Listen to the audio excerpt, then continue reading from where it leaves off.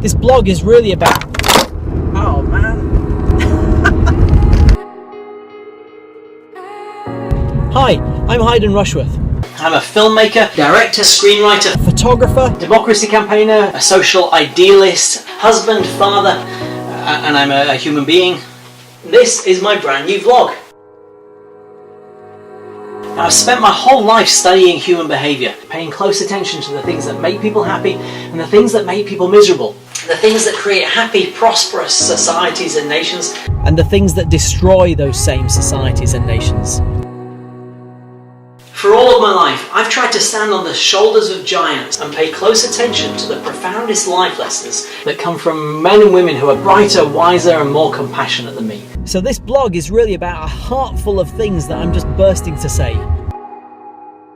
On the surface, this vlog could be dismissed as being about politics and religion, but that's not what this vlog is really about. You see, to me, politics and religion are all about life.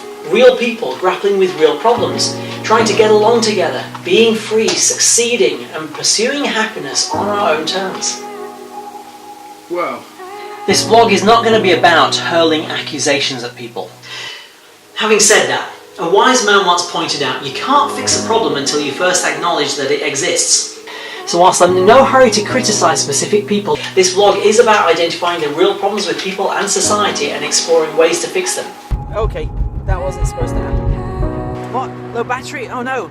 Now you don't have to agree with me, but if all this vlog does is to start a conversation that leads to real solutions, then it will be worth it for me.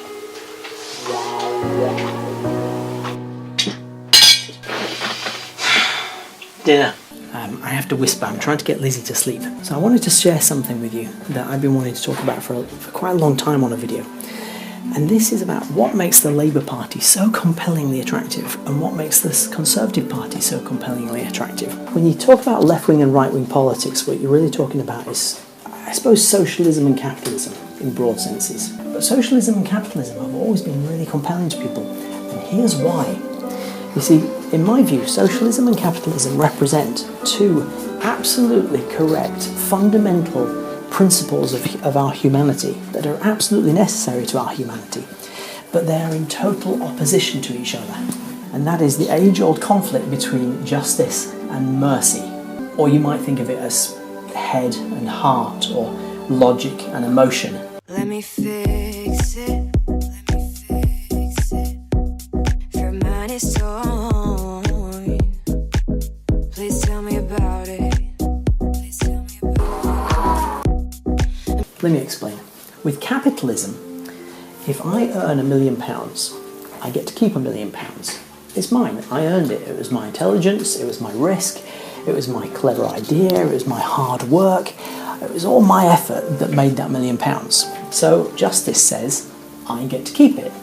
It would actually not be fair to give a chunk of my money or all of my money to somebody else who hasn't earned it. That wouldn't be fair. That wouldn't be justice. But it would be kind of compassionate or merciful. And mercy, on the other hand, says, but what about the people who don't have an opportunity? They're not as bright as the guy who earns £1 million. They don't have the opportunities that he has. They don't have the abilities. They just didn't somehow have the life chances. What about compassion and mercy? Why don't we share? Sharing is caring, and that's where socialism comes into it. Socialism tries to make everybody equal by taking all the wealth and spreading it out. The problem is, when you legislate compassion, it's no longer compassion, it's just obedience. And when people have their money taken from them forcibly, resentment builds up and they figure, why bother trying? So the people who are the hardest working, who are most intelligent, who are the sharpest, who are the people who are really good at creating wealth, they stop bothering, because why bother? And that's the problem with socialism. In its purest form, when it becomes imposed and becomes communism, it saps the life out of innovation and human ambition. That's a very bad thing for a society.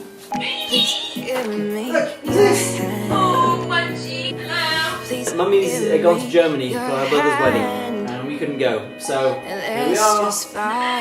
Here we all are. It's Mummy.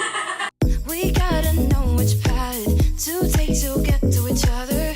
We gotta know which path to take to get to each other.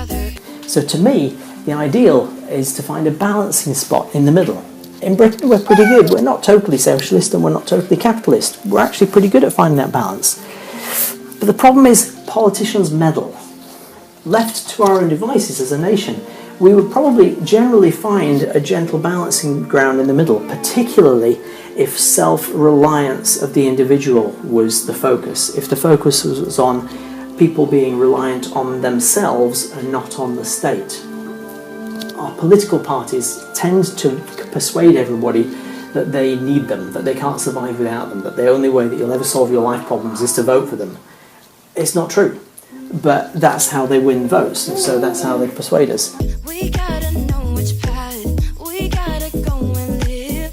I wanna make it happen. I wanna be your partner. See, what I love about the Green Party is that they're very forward-thinking. They're big picture kind of people. Everything that they do is all focused around, let's work together. We're all in this together. They have this wonderful sense of community about them, global community. They have this wonderful sense of we ought to be looking after each other and looking at and paying very careful attention to decisions that are long-term decisions, and that's the other problem with politics. With our representational democracy, with party politics, they tend to look for your vote based on decisions that last one term. Whereas the Green Party is looking at implementing decisions and processes that are very, very long-term, 10, 20, 50-year plans. They're brilliant for that. Most other parties are very, very short-term. They don't have the sincerity to be able to implement or try and persuade people to implement policies that really are good for us in the long term, or even better for the next generation.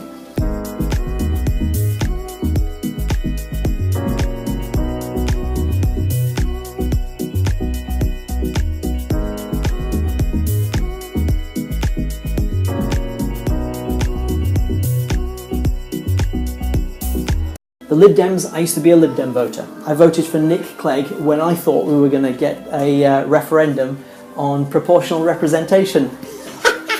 Remember that? Remember the alternative vote that we were given instead? Garbage. I felt so cheated. I felt so cheated that we had been promised that I felt cheated. Anyway, the Lib Dems are typically pretty good at being in the middle.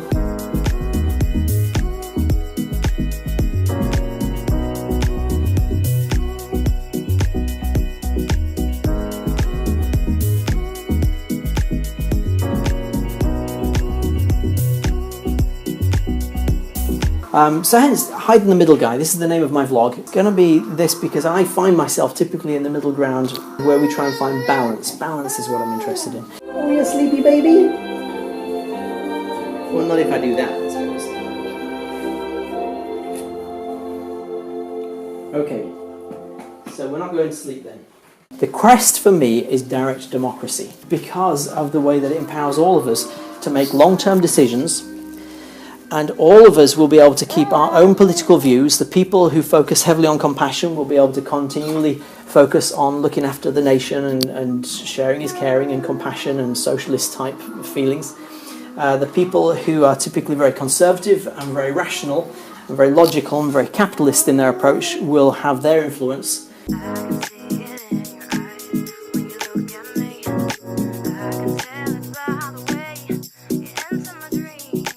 By and large, we will still be able to stay on a fairly even keel and probably stay a little more even keeled because we won't go from these magnificent swings from kind of left to right. Somebody once said our nation can only really afford a Labour government once every 20 years because it takes a long time to pay back the money that they've just spent. The problem is at the moment the Tories have apparently just doubled our national deficit in this last term. So I mean, that's gone out the window. Can't trust the Tories to keep us balanced either.